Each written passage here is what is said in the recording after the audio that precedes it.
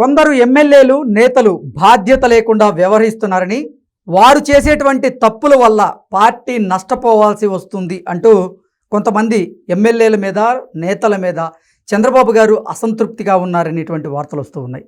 అందులో ముఖ్యంగా గుంటూరు తూర్పు, ఆముదాల వలస, అలాగే అనంతపురం అర్బన్ ఎమ్మెల్యేల పనితీరు చంద్రబాబు గారికి నచ్చడం లేదని, దాని మీద నివేదిక ఇవ్వాల్సిందిగా ఆయన మంత్రుల్ని, అధికారుల్ని కోరినట్లుగా కొన్ని వార్తలు వస్తున్నటువంటి నేపథ్యంలో దీని మీద మనం పూర్తి స్థాయిలో విశ్లేషణ చేసుకుందాం. ప్రస్తుతం మనతో పాటున్నారు ప్రముఖ రాజకీయ విశ్లేషకులు, ప్రముఖ సీనియర్ జర్నలిస్ట్ డివిఎస్ గారు. వారితో మాట్లాడదాం.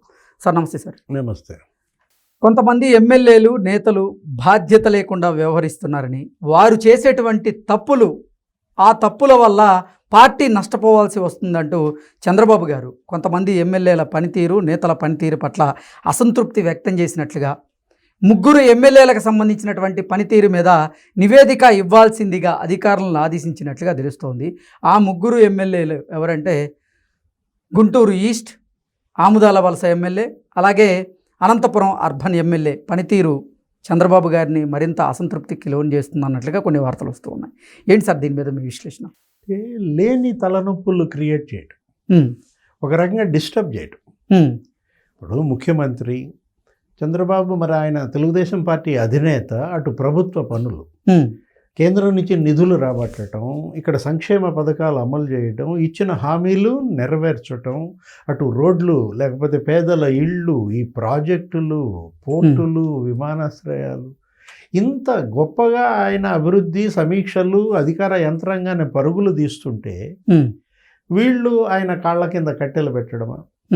బాధ్యతారాహిత్యంగా వ్యవహరించడం. ముఖ్యంగా ప్రజాప్రతినిధులయ్యండి బాధ్యతగా ఉండాల్సినటువంటి ఆ ఎమ్మెల్యేలు నిజంగా ఎందుకు బాధ్యతను విస్మరిస్తున్నారంటే ఏం చెప్తారు సార్? అంటే మీ వ్యక్తిగత తప్పులకి పార్టీకి నష్టం ఎలా చేస్తారు?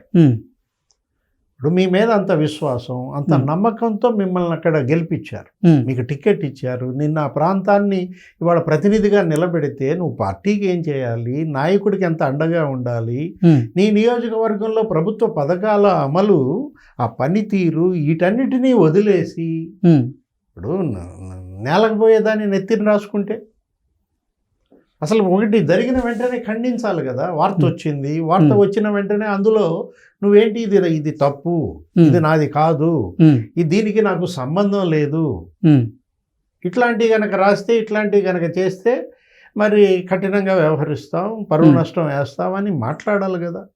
అంటే అధిష్టానం చెబితేనే ఖండన ఇస్తారా? అక్కడే అర్థమైపోవటంలో మీ తప్పు ఎంత ఉందో. ఇప్పుడు ఆయన ఉన్నారు ఎవరు, ఆ దగ్గుపాటి వెంకటేశ్వర ప్రసాద్, అతని ఆడియో ఒకటి వైరల్ అయింది, జూనియర్ ఎన్టీఆర్ సినిమానా.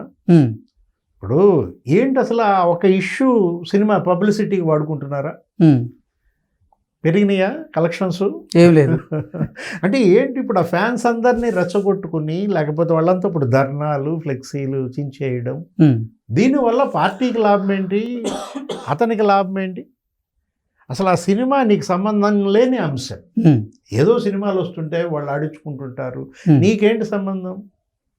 ఒకటి ఆయన ఏమంటున్నారు, ఎమ్మెల్యే ఆ వాయిస్ నాది కాదంటున్నాడు, ఆ మాట్లాడినాడు నాకు తెలుసు అంటాడు. ధనుంజయ నాయుడు ఎవరో ఉన్నట్టున్నాడు, ఐటీడీపీ కార్యకర్త, అతను నాకు తెలుసు, ఆ వాయిస్ నాది కాదన్నాడు. సరే మరి క్షమాపణ ఎందుకు చెప్పావంటారు వీళ్ళు. విమర్శకులు, ప్రత్యర్థులు రెడీగా ఉన్నారు, నీది వాయిస్ కానప్పుడు నువ్వు క్షమాపణ చెప్పాల్సిన అవసరం ఏంటి? నాది కాదని సంజాయిషి చెప్తే అయిపోయింది కదా. నాది కాదంటూ కోర్టుకు వెళ్తానన్నా. సరే, ఎస్పీకి కూడా ఫిర్యాదు చేశాడు దీనిపైన విచారణ జరపమని. అక్కడ మళ్ళా ప్రభాకర్ చౌదరి అతను ఏమని మాట్లాడాడు, వెంకటేశ్వర ప్రసాద్ ఉన్న చోట ఉండకుండా ఇక్కడ అర్బన్లో కుట్ర జరుగుతుంది అన్నాడు.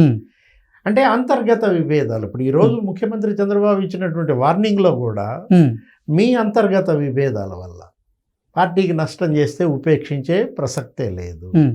ఇప్పుడు ఆయన అంటున్నాడు, ప్రభాకర్ చౌదరి నిన్న కూడా ఏదో ఛానల్లో చూశాను, ఏది ఆయన ఇచ్చినటువంటి ఆడియో, ఏమంటున్నాడు, అర్బన్ కుట్ర అంటున్నాడు. ఏంటి నా మీద ఈ కుట్ర నెట్టాలని చూస్తున్నాడా, లేకపోతే దానిపైన విచారణకి కోరాడు కదా, విచారించండి, ఆ వాయిస్ పంపండి టెస్టింగ్కి, ఫోరెన్సిక్ ల్యాబ్కి పంపండి అని ప్రభాకర్ చౌదరి వాక్యాలు.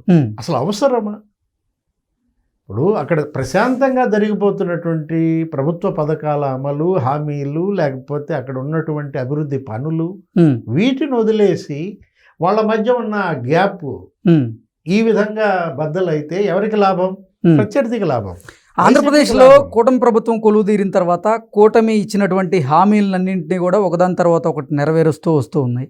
ఈ నేపథ్యంలోనే తల్లికి వందనం కానివ్వండి, అన్నదాత సుఖీభవ కానివ్వండి, గ్యాస్ సిలిండర్లకు సంబంధించినటువంటి అంశం కానివ్వండి, ఇప్పుడు మహిళలకు ఉచిత బస్సు ప్రయాణం స్త్రీశక్తి పేరుతో అది కూడా తీసుకొచ్చినటువంటి నేపథ్యంలో ఇప్పుడు కూటమికి ఆ హామీలను అమలు చేయడం ద్వారా గ్రాఫ్ పెరిగింది. కానీ వీళ్ళు చేస్తున్నటువంటి తప్పుల వల్ల కూటమి కూడా నష్టపోవాల్సినటువంటి పరిస్థితి ఉంది ఒకటి. ఇంకొకటి, నిన్న చంద్రబాబు గారు అసలు మనం మహిళలకి ఉచిత బస్సు ప్రయాణం కల్పిస్తూ కూడా దాని మీద వైఎస్ఆర్సీపీ నేతలు విమర్శలు చేస్తూ ఉంటే దాన్ని తిప్పికొట్టడంలో ఎందుకు అలసత్వాన్ని ప్రదర్శిస్తున్నారంటూ కూడా వార్నింగ్ ఇచ్చినట్టుగా తెలుస్తోంది. ఏంటి సార్ అసలు ఈ రెండు అంశాలను ఎలా చూడాలి? చేసిన ప్రతి పనిని వాళ్ళు విమర్శిస్తున్నారు. ఏది కేంద్రం నుంచి నిధులు తీసుకురావడంలో వాళ్ళు విఫలమయ్యారు, వీళ్ళు బ్రహ్మాండంగా తెస్తున్నారు కానీ చెప్పుకోలేని పరిస్థితి. ఇప్పుడు దీన్ని ఎలా చూడాలి మనం? ఇప్పుడు ఒకటి, మీరు అన్నారు తల్లికి వందనం చక్కగా అమలు చేశారు. ఎంతమంది బిడ్డలు ఉంటే అంతమందికి తలా 15,000 వాళ్ళ ఖాతాల్లో పడిపోతే వాళ్ళేమో విమర్శిస్తుంటే మీరు ఆ విమర్శలు ఏం తిప్పికొట్టారు?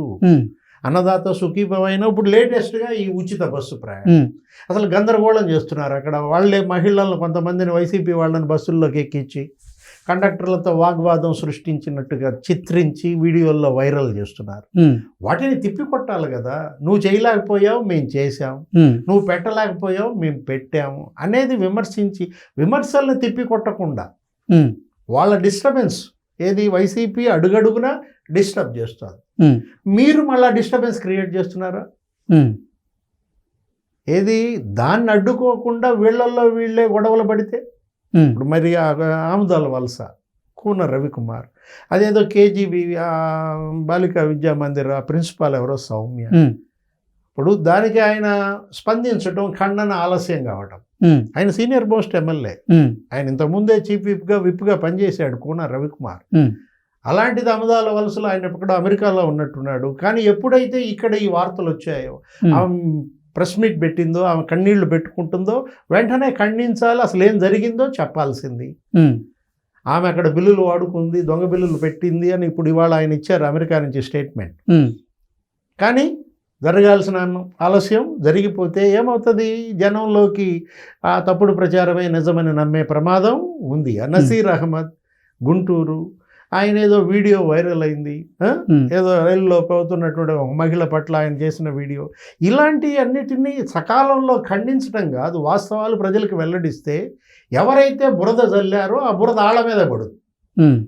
అది వదిలేసి ఆ బురదంతా వీళ్ళ నెత్తిన వేసుకుంటే వీళ్ళ నెత్తిన పడింది కాదు, అది పార్టీ నెత్తిన పడుతోంది.